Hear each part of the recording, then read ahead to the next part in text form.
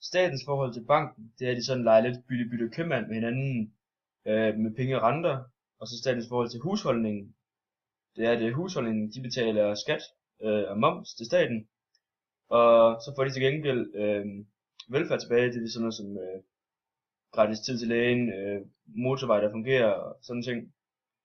Så statens forhold til udlandet, der tænker vi meget EU-mæssigt, og der tænker vi sådan, de laver begge to love, som skal overholdes inden for EU selvfølgelig, og så er der også de 6 samfundsøkonomiske regler, så at fabrikker ikke bare kan gå helt amok, og så producere gummistøvler eller Sunjoy, og så skal så miljøet. Og så firmaers forhold til udlandet, det er, at det er egentlig bare eksportere og importere varer, og det afhænger så af, hvor mange penge vi har i husholdningen. Yes. Og husholdningen til banken, jamen banken og husholdningen, det er hvor at de husholdende, altså de normale borgere, de kan sætte deres penge ind, eller de kan låne fra banken. Og det er altså når du låner fra banken, så skylder du dem penge, og det er den måde de tjener på, og din måde at få noget ud af det, er, at du har dit penge et sted at have det, plus du får en lille bitte smule penge for at have dem der. Husholdning til firmaer, jamen det er noget af det samme.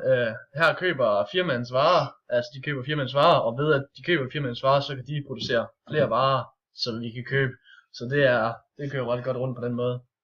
Og husholdning til udlandet, det er hvor at vi for eksempel efterspørger luksusvarer udefra, hvor de så udlandet så eksporterer tilbage til Danmark, hvor de så også får noget ud af det.